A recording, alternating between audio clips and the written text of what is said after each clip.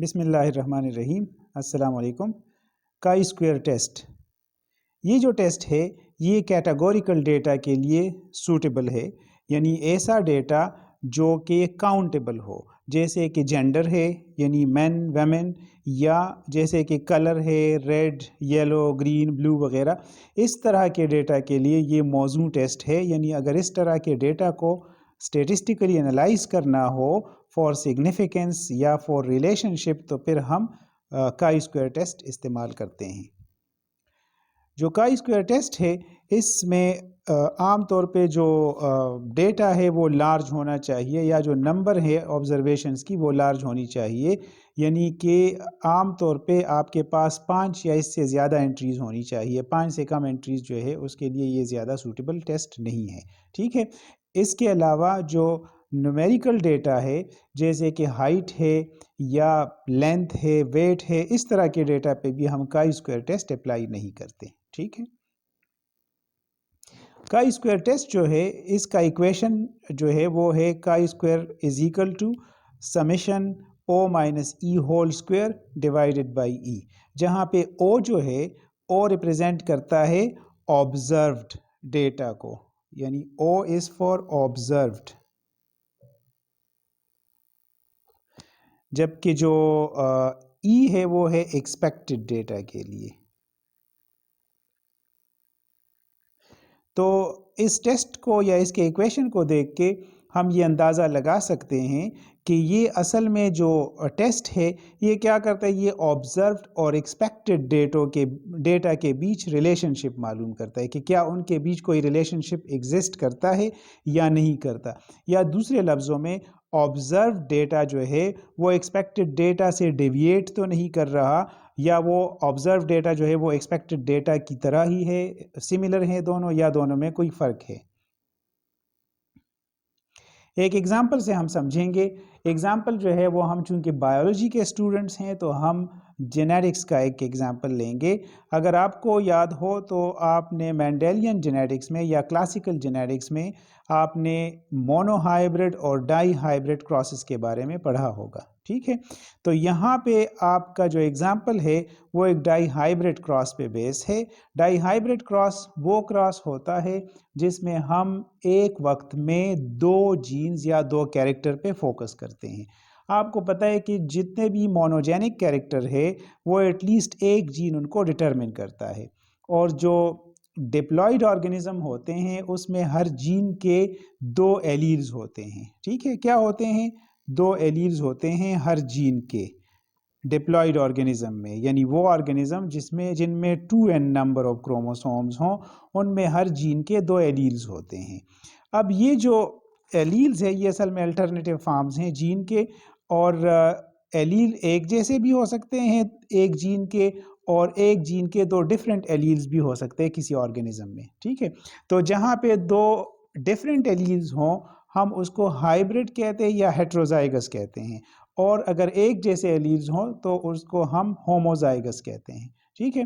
तो ये थोड़ा सा बैकग्राउंड बताया मैंने आप लोगों को, ताकि आप लोगों को अगर बैकग्राउंड भूल गया हुआ है तो रिकॉल हो कर ले आप लोग। ठीक है।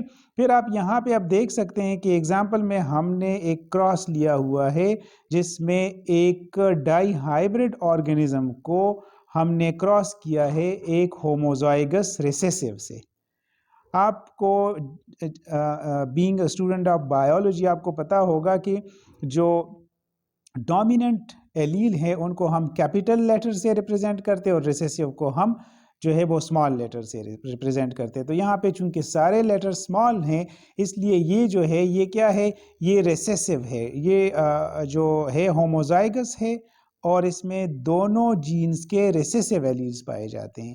जबकि ये वाला जो है ये हेट्रोजाइगस है, बजाय होमो के ये हेट्रोजाइगस है, और इसमें जो एलील्स हैं वो अब क्या हैं, वो एक डोमिनेंट और एक रिसेसिव एलील है दोनों जीन्स के, यानी जीन ए के भी एक डोमिनेंट और एक रिसेसिव है, और जीन बी के भी एक डोमिनेंट और एक रिसेसिव एलील्स हैं। ठीक है।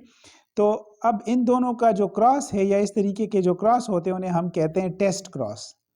तो फर्ज करें आप ये टेस्ट क्रॉस परफॉर्म करते हैं।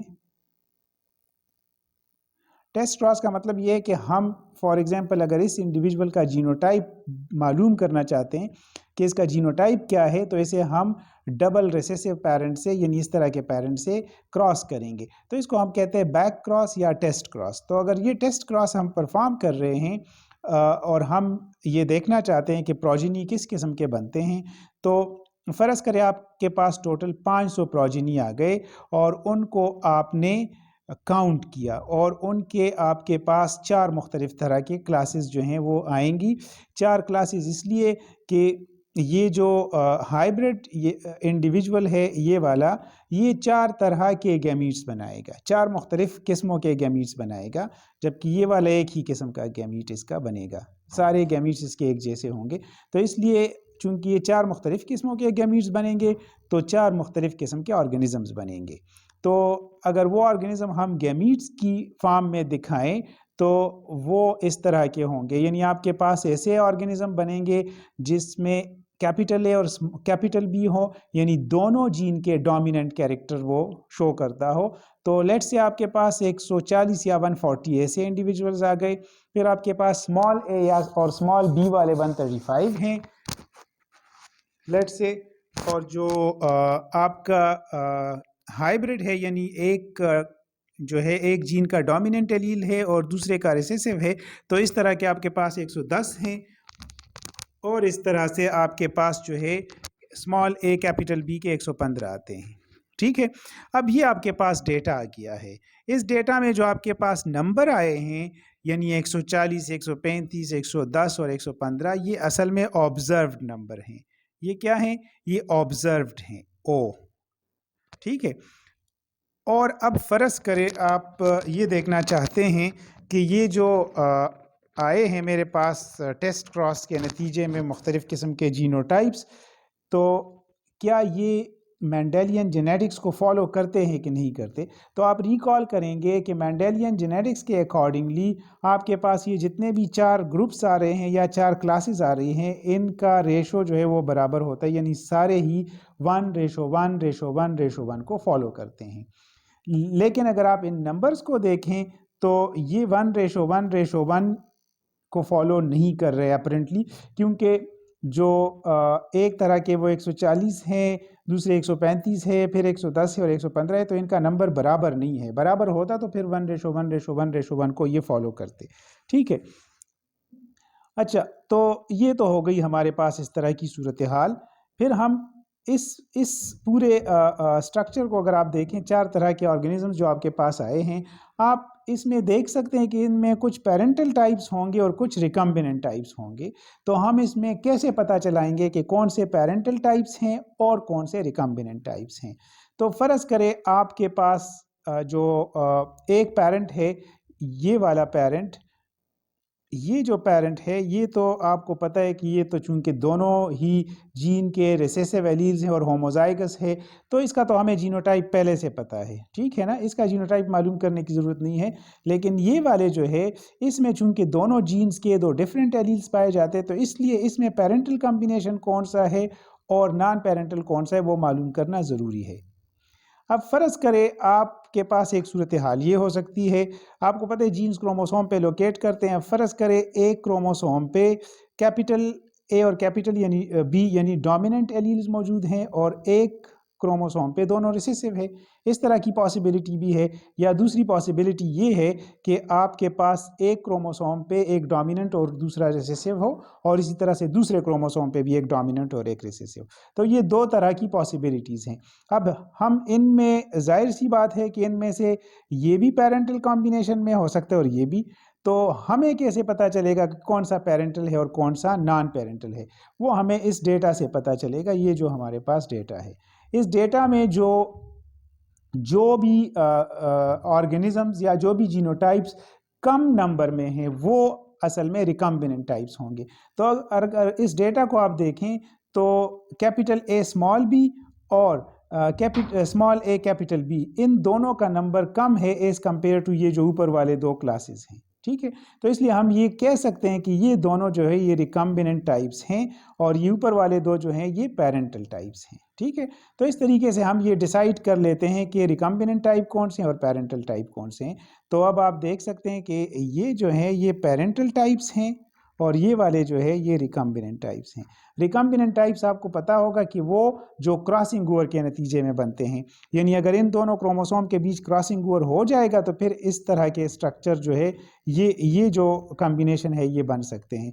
अगर आपके पास इस पेरेंटल टाइप में क्रॉसिंग ओवर हो जाएगा तो उसके नतीजे में ये दोनों बनेंगे, ठीक है। यानी फ़र्ज़ करें ये आपका था कैपिटल ए और कैपिटल बी और ये वाला था स्मॉल ए और स्मॉल बी। तो इसमें अगर इस तरह क्रॉस ओवर हो जाएगा तो फिर ये कॉम्बिनेशन चेंज हो जाएगी और आपके पास ए स्मॉल बी यानी ये बनेगा इस तरह। और दूसरा जो है अगर इसका मैं कलर चेंज कर दूं, अगर यहाँ पे ये क्रॉसिंग ओवर हो जाएगा तो ये कैपिटल ए जो है वो स्मॉल बी के साथ जुड़ जाएगा और ये बन जाएगा। और इसी तरह से ये जो स्मॉल ए है ये इस तरह से कैपिटल बी के साथ जुड़ जाएगा तो स्मॉल ए और कैपिटल बी ये दोनों आ जाएंगे। तो ये वाली कॉम्बिनेशन फिर बनेगी, ठीक है। तो ये नॉन पेरेंटल टाइप। अच्छा, अब जब हमें पेरेंटल और नॉन पेरेंटल टाइप्स का पता चल जाता है तो फिर हम क्या कर सकते हैं, हम रिकम्बिनेंट फ्रीक्वेंसी मालूम कर सकते हैं। रिकम्बिनेंट फ्रीक्वेंसी हम मालूम कर सकते हैं। रिकम्बिनेंट फ्रीक्वेंसी का मतलब क्या है कि आउट ऑफ 100 कितने जीनोटाइप्स जो हैं वो रिकम्बिनेंट हैं। तो अब आप देखें कि रिकम्बिनेंट फ्रीक्वेंसी जो है वो बराबर होती है the number of recombinant types divided by total genotypes multiplied by 100।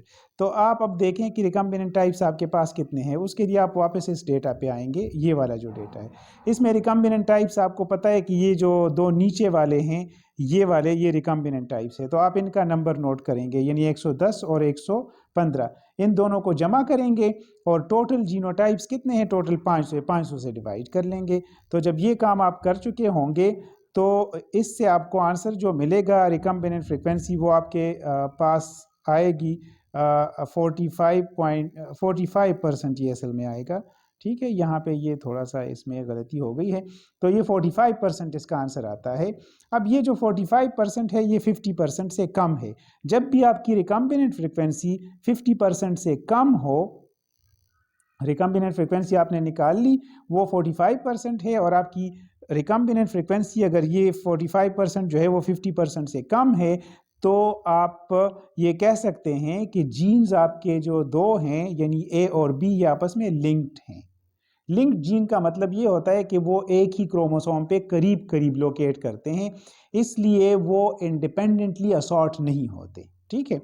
तो जब आप इस नतीजे पे पहुंचते हैं कि ये जीन्स लिंक्ड हैं तो इसका मतलब ये होगा कि वो हमेशा पेरेंटल टाइप्स उसमें ज़्यादा होंगे और नॉन पेरेंटल या रिकम्बिनेंट टाइप्स उसमें कम बनेंगे। लेकिन ये हो सकता है कि जो आपके पास रिकम्बिनेंट क्लासेस हैं वो सिर्फ चांस की वजह से माइनॉरिटी में है, यानी उनका जो कम नंबर आया है वो बाय चांस है। तो अगर ऐसा है तो हमें फिर किसी स्टैटिस्टिकल प्रोसीजर की ज़रूरत होती है और यही से हम जो है काई स्क्वायर टेस्ट से हेल्प लेने पे मजबूर हो जाते हैं, ठीक है। तो इस तरह के प्रॉब्लम्स अगर आप जेनेटिक्स में फेस करते हैं जिसमें आप जैसे कि फॉर एग्जांपल जीन लिंकेज के प्रॉब्लम है, जीन लिंकेज का मतलब होता है कि इंडिपेंडेंट असॉर्टमेंट नहीं होगी। तो अब अगर आप ये मालूम करना चाहते हैं कि आपके दो या दो से ज़्यादा जीन्स आपस में लिंक्ड हैं कि नहीं हैं तो उसका एक तरीका जो जेनेटिसिस्ट फॉलो करते हैं वो तो रिकम्बिनेंट फ्रीक्वेंसी का है, ये तरीका है।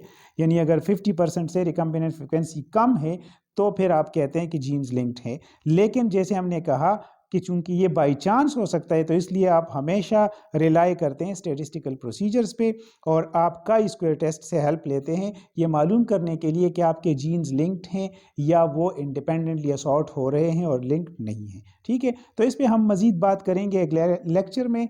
आज के लिए इतना ही। उम्मीद है आज का जो लेक्चर है वो आपको समझ आ गया होगा। अल्लाह हाफिज़।